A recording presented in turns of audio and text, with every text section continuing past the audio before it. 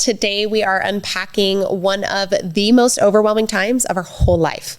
That's right. We are going to talk about when the pandemic hit, what that was like inside of our family restaurant. So we hope you'll stay tuned for this exciting minisode about overcoming overwhelm.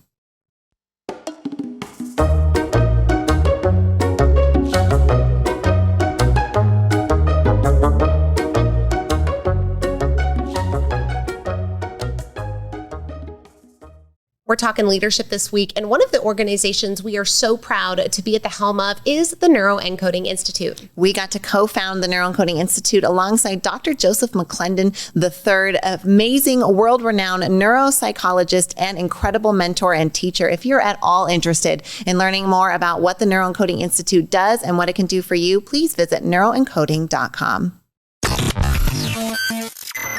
You're enjoying this episode on Angel Phoenix Productions Podcast Network. To explore a complete lineup of quality programs and media production services, head on over to angelphoenix.com or like our Facebook page at facebook.com/Angel Phoenix Productions.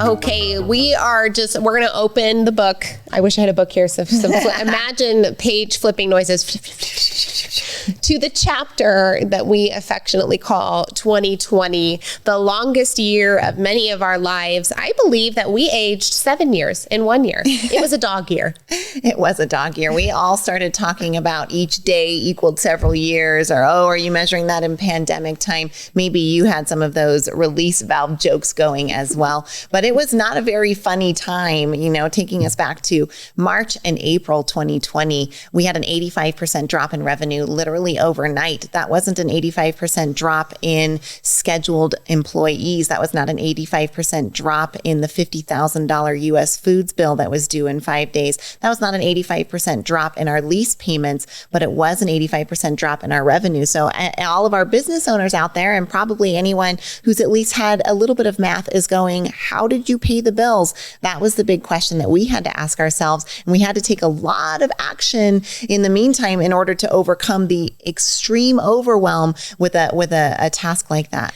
So on March 17th, our governor shut down non-essential businesses. And as restaurant owners, with 6 of them at the time that were under our direct management, we now, and 4 franchises that had to be managed as well, we now had a very large ship in a very stormy sea, as restaurants were deemed non-essential and we could not go forward with much of our business. And so when Shyla says 85% drop in revenue overnight, she's not kidding.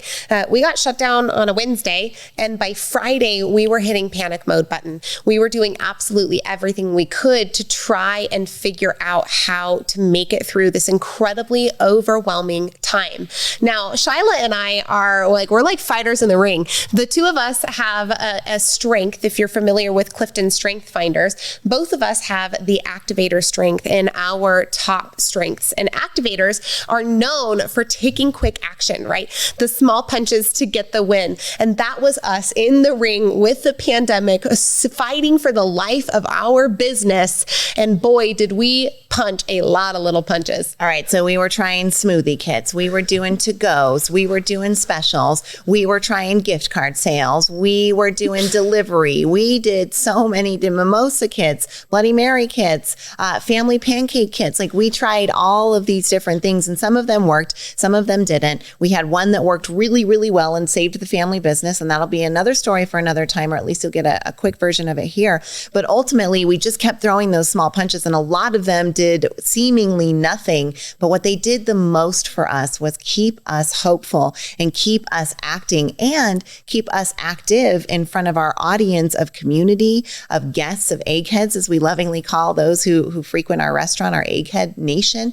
They were watching us in that ring. They were rooting for us. They saw that we didn't stay down, that we were going to get back up and keep throwing punches. And part of that helped keep us going during those rough times. And then we had the big idea, the one that actually worked, that saved the family business, but it wouldn't have come about had we not been throwing just I almost said a bad word, a lot of spaghetti at the wall. We threw so much spaghetti at the wall. And like Shyla said, it's another story for another time, the thing that saved the family business. But the overwhelm that we found with this particular situation was so great. And our mountain was so steep that we had to really start approaching everything with, like Shyla liked to call our communication strategy, the chocolate almond, right? We were covered in this beautiful chocolate that was the hope of our messaging and of our feel. But there was this nut of reality with where we were, both financially and from a business sense. And that nut of reality was on the verge of losing it all.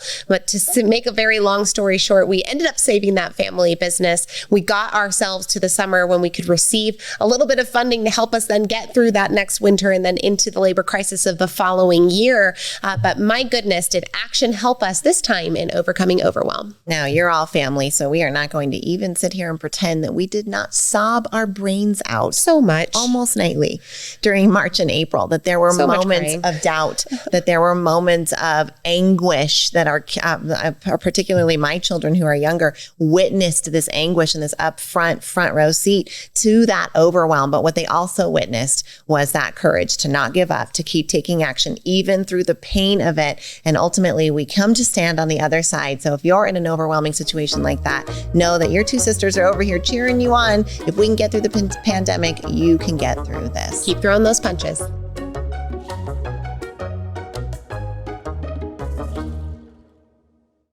This podcast was a production of Angel Phoenix Productions. Explore more episodes of this show or other great shows on the Angel Phoenix Podcast Network by visiting angelphoenix.com. The views expressed in this show do not necessarily represent those of Angel Phoenix Productions or its advertisers and may contain language that's unsuitable for younger listeners.